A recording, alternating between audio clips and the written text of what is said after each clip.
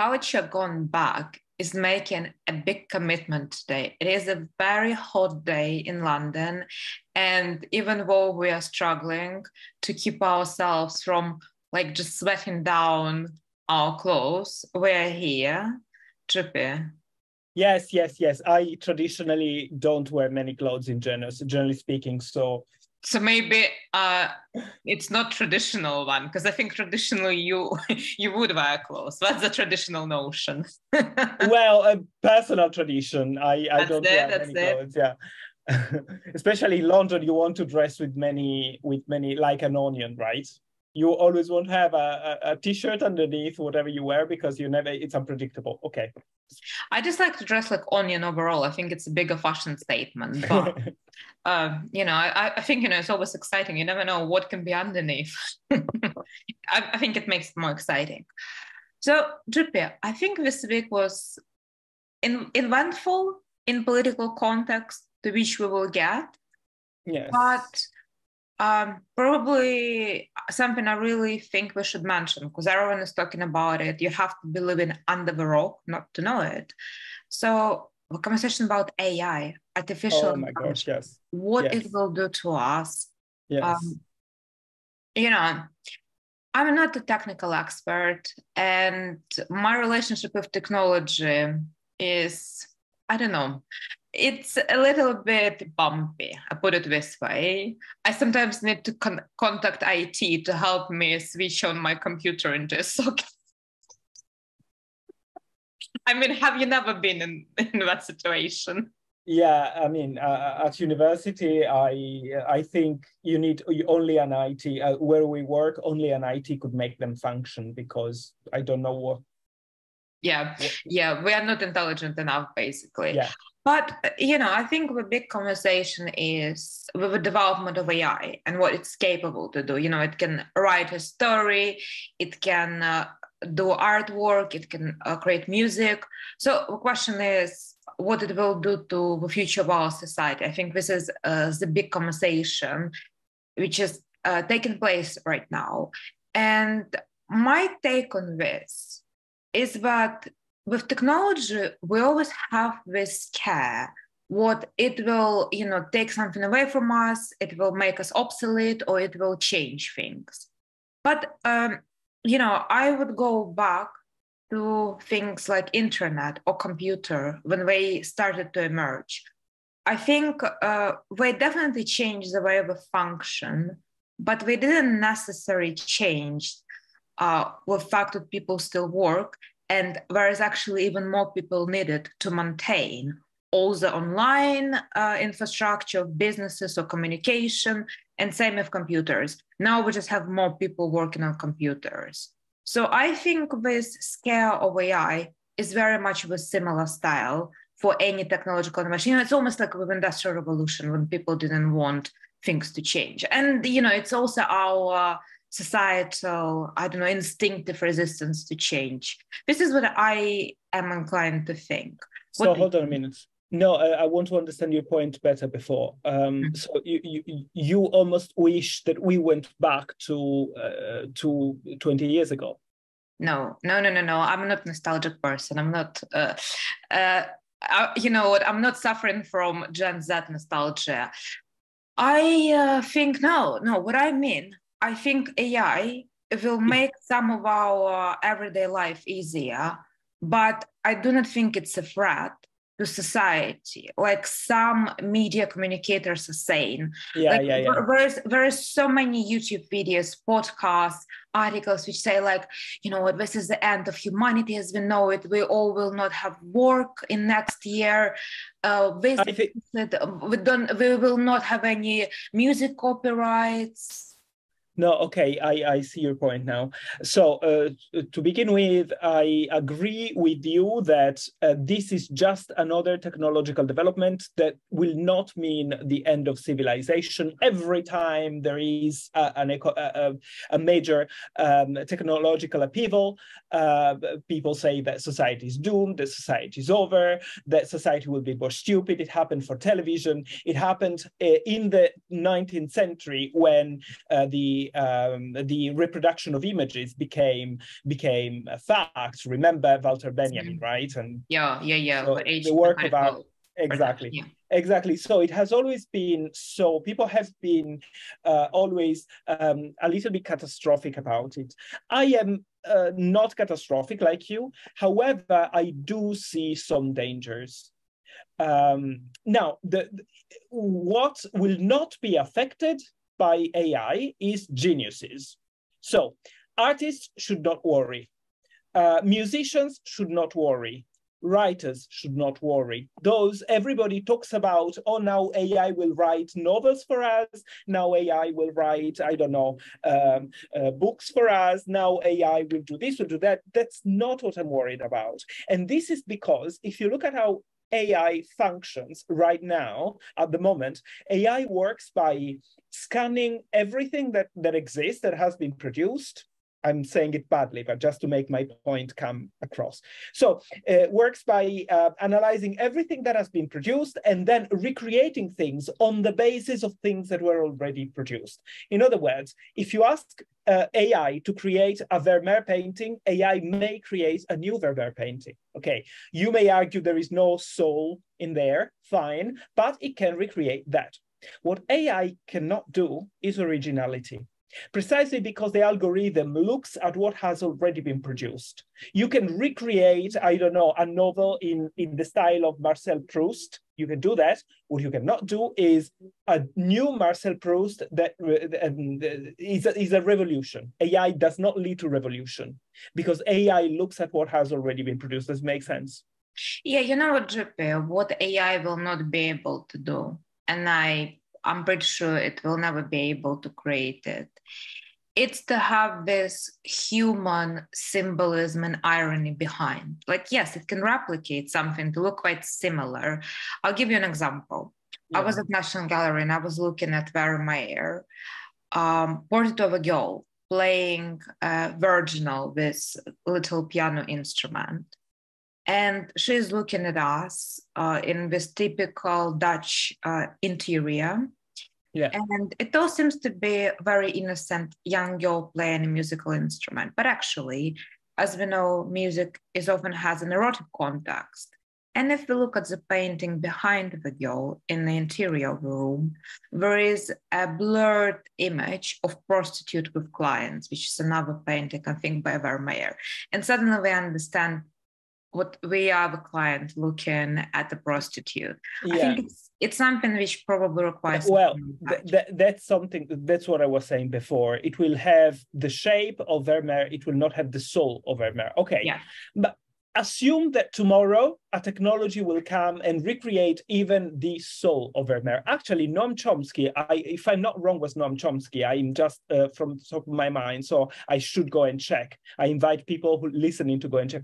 Noam Chomsky said that AI cannot replicate human intelligence and blah, blah, blah. And somebody did an experiment and basically proved him wrong. So We shall see. So they try to ask certain questions that look like they are actually made by real people. Because human beings are predictable, that's the thing. We think we are so unpredictable. No, unpredictability is a very, very unique thing. Rare is not the default thing. By default, we are predictable. But that's the reason why I don't think geniuses are in danger. Because geniuses are geniuses precisely because they challenge what has been done before. But the AI cannot challenge what has been done before, can only replicate it. I think... Yeah. So hold on, I finished this point. Who I think will be massively affected is whoever is not a genius. Okay, those people will be massively affected. And I see it in my students. They are using AI to write their essays. Okay, because they are lazy, because they think whatever. So whoever is not hardworking and a genius will use the shortcut of AI, and they will be the ones suffering. Okay. Take this, 2023 graduates. So yeah, no. Now, fortunately, we can detect AI, and I will fail them, and then they will have to redo it anew. So now it's the system detects AI, but the point is that it will hinder to some extent those people who are not unique enough. those people who, or simply those people who are not hardworking enough. So lazy. Whoever is very hardworking and a genius should not worry. That's my point. The problem is that the average will be affected, not the geniuses. Sorry, you were saying something.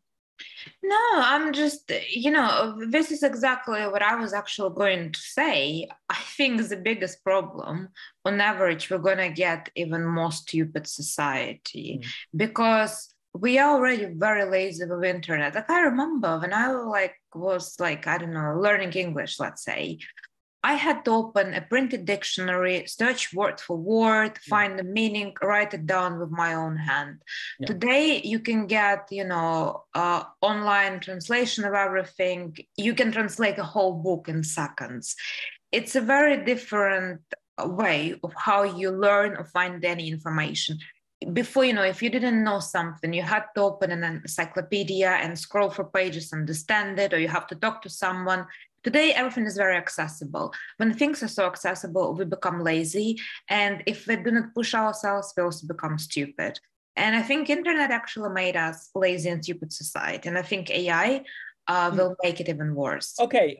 Here there is something, though, that Umberto Eco at the time said. Umberto Eco, great semiologist. He also analyzed the new media. He was a media expert, especially TV. But speaking of him, do you recommend his books? I'm always tempted to buy some. So Umberto Eco is a genius, but unfortunately, I've never read his novels. I only read his essays, and he writes brilliantly. He is extremely easy to understand. If you read something like Open Work, I think every art lover should read Open Work, because Open Work talks about how works of art in modern and postmodern times, but generally speaking, are to be open. Okay, he analyzes the difference. I'm saying it very badly, but he analyzes the difference between having a message and having a concept, and the open work is the work of art that opens to many possible interpretations. So yeah, no, I do recommend his essays very, very warmly. And in his essays, he makes a point about the transformation of knowledge. He was an expert in Middle Ages. Okay, he was an expert in Middle Ages philosophy, Middle Ages history. He wrote The Name of the Rose, which is also set in the Middle Ages. If you haven't watched the movie, watch the movie and read the book. I haven't read the book, but they all tell me it's very good, but the movie is very fascinating. So in the Middle Ages, people remembered everything. They had a mental, a mnemonic ability, the ability to remember that was unbelievable. We can only dream of that. We don't have that, we lost that. However, Umberto Eco says, the point that we shouldn't miss is that the concept of knowledge has changed. In the past, knowledge was knowing things. Today, knowledge is not knowing things, is knowing where to get information. Okay, my body of knowledge is not what I have in my mind, but is knowing where I can get information, how to search the internet. I don't need to have a map in my mind of London if I know how to look for it in the phone. This is not stupidity. This is a transformation of the concept of knowledge. In our age, knowledge is knowing where to look for things. And that's the reason why I don't think the geniuses will become more stupid, but I do think that lazy people will become lazier. So yeah, exactly. And I think, Drippy, to be able to search something, it's also a skill these days. yeah, exactly. That's why I think that AI can even actually give a push to artists and musicians, for instance, because it will oblige them to find new ways to express themselves, to express their own art and to create. So that I'm not scared about.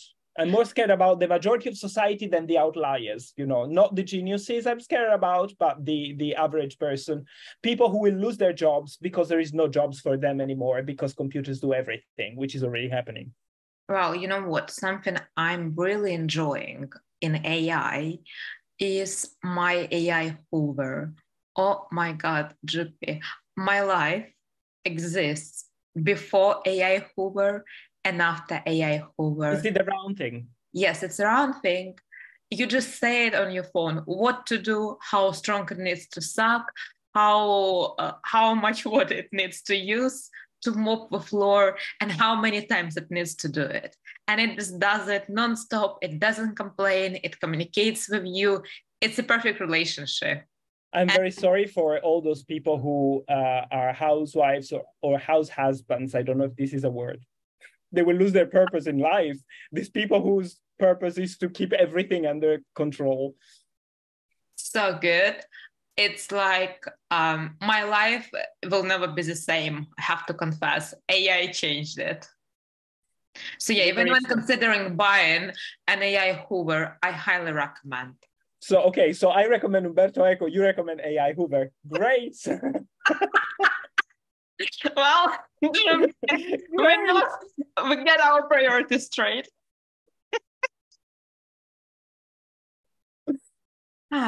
Well, big week in Russian politics. Giuseppe, I have to confess, I was born in Russia and I sort of understand Russian language. And I followed the news yesterday, which was Saturday, the 24th of June, and I understood fuck all about what was happening in Russia yesterday. There was apparently a military coup by Prigozhin, the guy who is the military leader in Russia. But it was very fucked up because, like, in the beginning of the day, apparently he has taken over some of the military power and he was going to take over Kremlin in Moscow. And when Putin announced on public TV what he is a criminal and he's going to be prosecuted and blah, blah, blah. And when at the end of the day, Lukashenko, who is the president of Belarus, said, no, it's fine. Prigozhin is going to move to Belarus, so call it off. So apparently, Lukashenko is a, well, everybody knows. He's a meme character. Exactly. Lukashenko is almost a phony president controlled by Putin. Everybody agrees in international politics on this, but apparently he was negotiating. The problem is that Lukashenko, nobody listened to what Lukashenko says. So Prigozhin is not going to listen to Lukashenko. There is something else that we don't know there, apparently, because it's impossible that this dispute is solved by Lukashenko. That's what I was reading. We don't know if it's over, this idea, because what I understood, and I didn't know this, is that Russia has a military, the Ministry of Defense, but also has independent military. Yeah, independent militaries, and Prigozhin is an oligarch who manages one of those huge factions, but he's not the only one. So there is competing independent factions of the. But I think this is it's very interesting because we think of Putin as a man in control of everything, and it seems for a minute. I think it's out of control, and.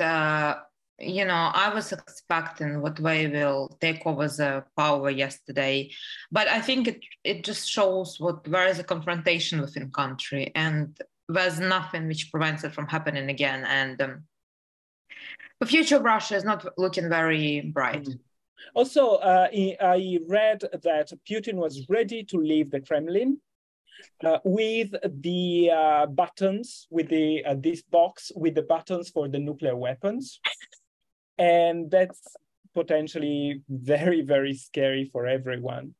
Also, another thing that probably you can enlighten me on this is that many commentators say about Russia, and the same thing can be said about China, that the only way to manage such a huge country is through dictatorship, basically, or empire, right? A strong power from above. Not freedom and independence, but total control, because otherwise the country will fall apart. And my feeling is that it seems like some parts want to fall apart now. So maybe the future of Russia will be a smaller Russia. Who knows? What do you think about this? I think country definitely can, fall apart. The thing about Russia is very big, and if you travel around Russia, well, not these days, but generally, it's very different in different parts. And because it's very big, like east of Russia is quite independent already because they are so far away from Moscow. Look, Russia, I think, has like 12 time zones. So it's a huge country. Yeah. And it's the biggest in the world. Indeed.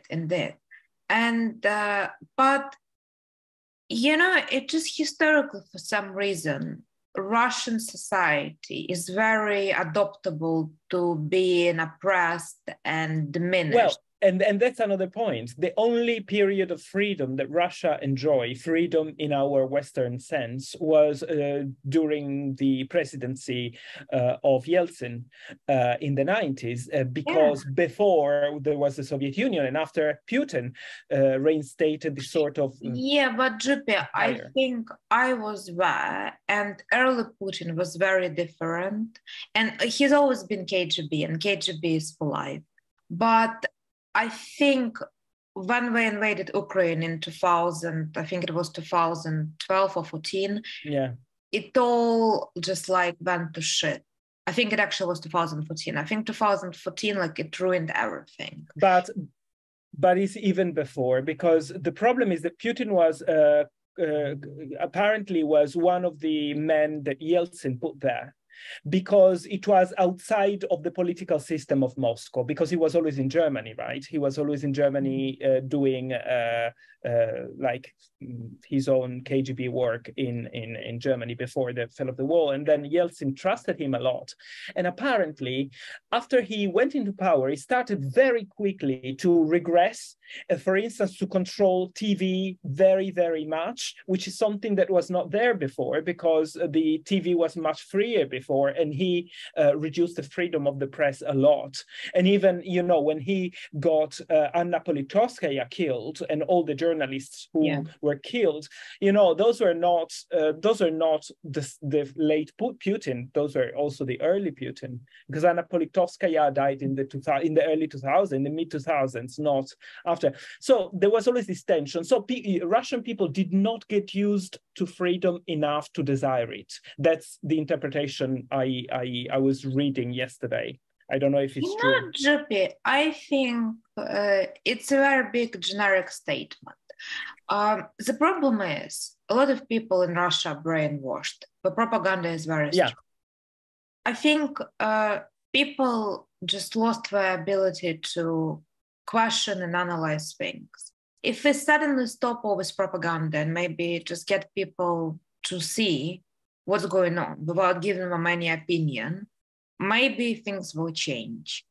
But it's very easy and comforting just to switch on TV, hear what's the deal, who is the bad guy, who is the good guy, and just live by it. I'm not sure that it's enough to give people information, because this is what Zizek calls ideology, right? Ideology is not a body of knowledge. Ideology is the glasses through which you watch knowledge. So what I'm trying to say is this: if people are imbibed and submerged and overwhelmed by ideology, what you will have if you give them information is that they will read whatever information through the prism of ideology. Therefore, they will never be free to see the truth, not even if you give them the truth, because ideology will make them see what is most comfortable according to their ideology. And this trumps truth, trumps facts, and trumps even freedom. I don't know, Juppie, I think it's not as straightforward.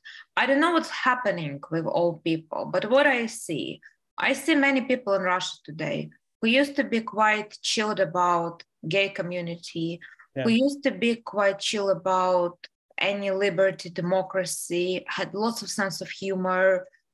They became very homophobic, they became very hateful, and they literally have zero tolerance for everything.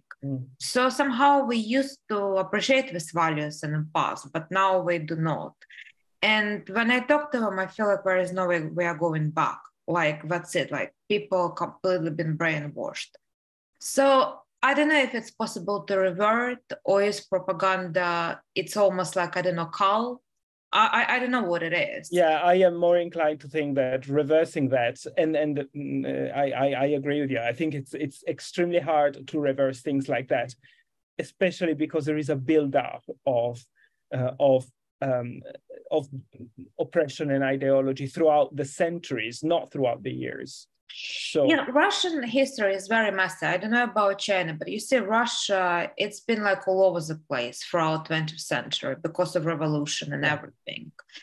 But the challenge is also that Russia is a poor country, right? You know, The Russians who moved to London were not a representative sample of a typical Russian. You know, most Russians do not even have a toilet, you know, like where toilet facilities in many places in Russia are not available. A lot of people just, I'm sorry, but they shit in a hole in a forest. You're joking? No, I'm serious. Russia is a very poor country and the poverty is outrageous. And, you know, people develop a lot of hate when they live in conditions like that. So if you tell them America is to blame for everything, or Ukraine is to blame, or gay people are to blame for everything, it's a very easy medicine to swallow. And I think this is what is also happening.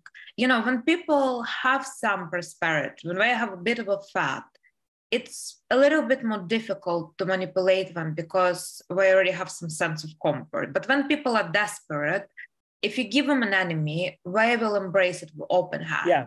No, yeah, I would add to this very good point, I would add two things. If you give them not only an enemy, but also a leader and a religion, because religion offers them salvation in the next life. You are suffering here, but you will be saved in the next life if you follow religion.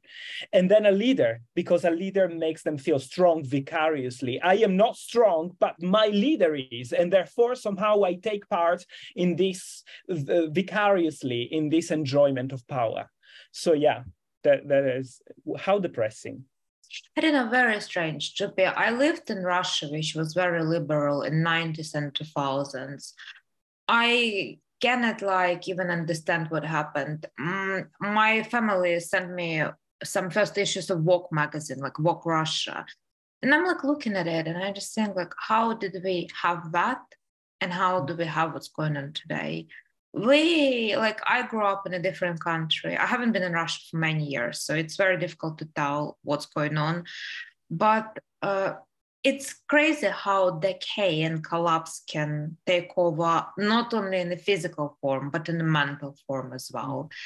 So yeah, I don't know, it's difficult to say what will happen, but I don't think there is anything great to come in Russia. Yeah, and consequently in the rest of the world.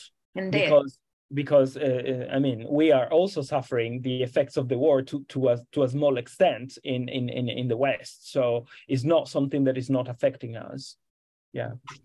Okay. Yeah, we shall see. Well, I mean, to speak of hate and oppression, maybe not oppression so much, but definitely hate. GP, I think I have to really say I would like to dedicate all my love. I love you guys, all my online haters. Love you all big time, GP. I mean, I actively participate in online dating. And I think if someone is not, I highly encourage them to do so because, after all, everything is happening online as well as in physical life. Anyway, GP, the amount of hate I get is just next level. And you're talking about hate only on dating apps or also you know what, Instagram? I keep my social media quite private, and maybe that's why I managed to cover that up.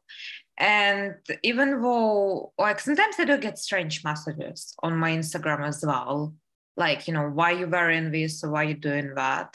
But I think strangers and hate is the most powerful thing because usually people who are trolls and haters, they're anonymous or they're hidden. Anyway, the amount of comments I get, why you didn't have a feminine hairstyle? Why do you wear so much black? Hold on. Make me understand one point. At which point of the conversation do you get this hate? There is no conversation. I'm just getting comments. Yeah, but can I ask you which apps do you use? Yeah, sure. I use Hinge, for example. I used to use Bumble. Tinder? Very long time ago. So Hinge, as far as I remember, Yeah. Hinge works in this way. For all of our listeners who doesn't know, correct me if I'm remembering badly, but you state a number of things that you're interested in. They select a number of things they're interested in, and you are only shown people with matching interest, and you're shown the percentage that of similarities or similar interests that you have with somebody, correct? To be honest, I don't know how the algorithm works. No, it's not algorithm. It's a series of. I mean, it is an algorithm, but it's a series of choices that you make when you subscribe. They ask you like 100 questions, and you have to answer, and it chooses the people that match that. Maybe. Well, something must be wrong with my algorithm. No, and one thing that I'm thinking is this: maybe they are. I don't know, but tell me if I'm wrong. Maybe they are treating you like that because you don't speak to them. I mean, I'm not talking to anyone. They just leave in comments under my profile. Oh, okay. Yeah. It's not a conversation. The way it works, you can pick a picture of a person online and leave a comment. And I'm getting hate comments every day. And how do you react? I just block them. No, because you know that if you look at the proportions of straight males and straight females on dating apps is unbelievable. So you've got a lot of straight males for very few straight females, whereas there is many. Well, I'm popular. Yeah, and therefore each girl has an opportunity online for the simple fact that you know there is so little opportunities for men, so women can really be picky. So it seems strange that given this situation, they are hateful before talking because they are precluding themselves an opportunity. I mean, I have to share one favorite comment I received this week. So I think I have a picture me somewhere in my Margiela Tabby boots. Well, you know, Tabby boots, we have a bit of a gap between the big toe and a camel toe between. That's it. This is the comment I get. You are wearing camel toe boots. This is disturbing.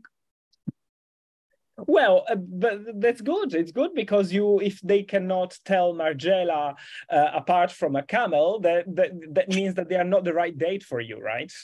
I mean, I don't think any of them are a right date for me. Probably they can't afford Margiela, first of all. And that's already a problem. Well, I mean, luckily I can afford it. So, you know, I don't have to count on man to buy me Margiela. You know, exactly. My friend told me the other day, Alex, maybe it's time you try women. Yeah, maybe it's time. You've got short hair as well, so. I mean, I can wear a wig. It's not the problem. I don't know. I'm not an expert in the subject matter, but you seem to me a very, very beautiful woman. You've got a great body. You've got a great fit body that not many women that I know have. You've got a pretty face with beautiful eyes. I don't understand why somebody would are you trying to ask me out? I don't know why somebody should. I mean, you are a target. Maybe they are threatened by you. You know, like incels, they are threatened by girls not because girls don't go out with them, but because incels assume that girls will never go out with them. I'm just intimidated by my camel toe. Yeah, by your camel toes, all of them. Anyway, I just want to say thank you to all the haters. I think it's hilarious. Yeah. I'm finding it actually very entertaining. Like, what's the next day will bring? You know, you usually think like, oh, there will be a nice man with nice comment. Oh, no, none of that. It's just like hater over hater. I mean, if it's hater online, I am pretty sure you've got the strength and the courage of overcoming that, as long as it's not in real life. You know what I mean? So as you know, I want to share this. I cannot talk about it too much because I'm still in the process of developing it. But as you know, I'm writing a dissertation on psychology, and I am analyzing fashionistas, and now I'm in the process of analyzing the interviews. And one thing that I'm noticing is the amount of perceived threats that there is amongst women. It's unbelievable. I never thought so. I don't feel particularly insecure. I don't feel particularly threatened in London. as a man, even though I am gay visibly so, and I'm very short, very small. So you would think that I am, I'm. Well, and I'm a still woman wearing ugly boots. I'm still taller than you. Let's specify for people who don't know us. So just, but I am not particularly tall. And then because I'm a male, I've never been targeted, whereas a lot of people I've interviewed complain about not dressing in certain ways because they don't want the attention of men, because they fear attacks. So some women claim to be attacked, but some didn't. They simply say, I prevent it. So it's hard to tell whether they have a trauma because I didn't ask those questions, or whether it's just a perceived threat. The point being that there is a perception of violence and threat on women that I have not registered in men before. And until I ask those questions about clothes, I never imagined that. My female friends, and I almost only have female friends, so it's not that I don't talk to women, but it never quite emerged. Now that I'm analyzing the interviews, I'm realizing it. But what do you mean, like threat? Like they feel like someone's going to sexually harass them if they wear a miniskirt? So one of my questions was a question about do you ever feel out of place? But because of your clothing choices, because my subject is fashion. And consistently I get similar answers. Fashionistas very hardly, except a couple that I interviewed, very hardly say I felt out of place. They all actually most take pride in being different, but then they always add something. As long as it's not too provoking, as long as I'm not alone at night, as long as I am not without my friends, they always add these things. And there is a lot of references to this idea of being threatened by men at night or when they are alone. So safety, it's a big part that determines fashion choices. And I never thought so before because I never had to deal with it myself as a man. I mean, look, I'm not very, I don't know, sexually attractive in my eye, evidently. There's the amount of hate I get. But many of my friends told me stories what they would be, I don't know, walking to work at 9 in the morning. And let's say it's summer and they're wearing shorts. Many cars just pull over and like start to chase them. And yeah, I've never had this experience because of my ugly boots. Like just tell them wear Margiela. They just Margiela. Nobody will attack you. They will all just run away. But yeah, I feel like it's a big problem. And, I think it somehow like became, suitable to talk women up, but I guess women don't do the same. And I understand it's very easy to feel intimidated. But nevertheless, I know the survival strategy. Cut your hair short, wear camel toe boots and black color. No man will even look at you. So that you need to be a fashionable men repeller to be safe. That's me. All right, Juppie. We did have another topic now. We can have another topic. Well, considering the online dating is a very strange place, I decided to see what opportunities are there in physical world. So I did a little tour across the best gyms in London. Ooh. Well, Juppie, I have a hypothesis. I think we need to test it. I think the more expensive membership in the gym is, the hotter people who go there are. Yeah, and the gayer the men. Yeah. No, I totally think there is a correlation between cost of the gym and hotness of the men, and also homosexuality increases massively. Yeah. I mean, I don't know. I think pure gym is also big with gays, so everyone is different. Yeah, but not as much. I mean, you find homos everywhere in London, and you find them everywhere in every gym. That's obvious. I'm just talking about the percentage of the ones that you find in expensive gyms. I traditionally always had an expensive gym, and now I'm in a cheap gym, and I am consistently seeing it a lot.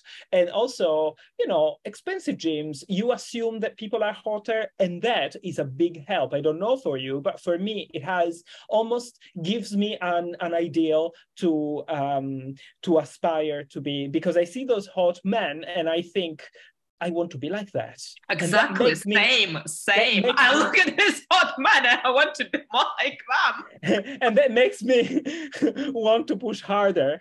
Yeah, so your ideal is men, is not women? So you see a hot man and you want to be like the hot man? Yes, Juppie. I think I think you should go back to your long blonde hair, to be honest. This is worrying me. Are you about to come out as trans? No, I just think, you know, I just don't think women are a competition for me. I'll put it very blunt. What do you mean women are not? No, I just think, you know, I don't know, like, okay, I think, you know, men do good quality workouts. What women do in the gym most of the time, it's just cardio and some weird stuff. I don't see many women doing strength training. And maybe that's why that's because, but that is because the ideals of beauty in society for men and women are different. And women don't get any benefit from having more muscles necessarily in terms of aesthetic ideals. Women are expected to, you know, not to be equally slim, not to be equally hard in the top part of the body.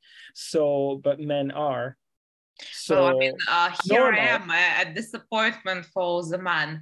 But, you know, I mean, it's just like, I often find myself in the gym when I'm the only woman in the weights area. Like most of the time I'm surrounded by men are everywhere. So like, you know, I can look at men to get inspired. Well, that's good. That is good. I want to show our listeners something that I'm very proud about. I don't know if I've shown it last time. It's my microphone holder. Yes, Juppie, you did show us last time. No, I think I showed it only to you. I'm very proud of it. I love these kitsch things that I buy in museums. I bought in the Ashmolean Museum in Oxford. Anyway, yeah, good to know that we go to the gym. We are two different genders, two different sexes, but we look for the same thing. Good. Oh, you know, probably, you know, if things go bad and if Russia is being taken over by military coup and, you know, things are not looking promising, we can all join each other in gym and look at hot man. What else is there to do?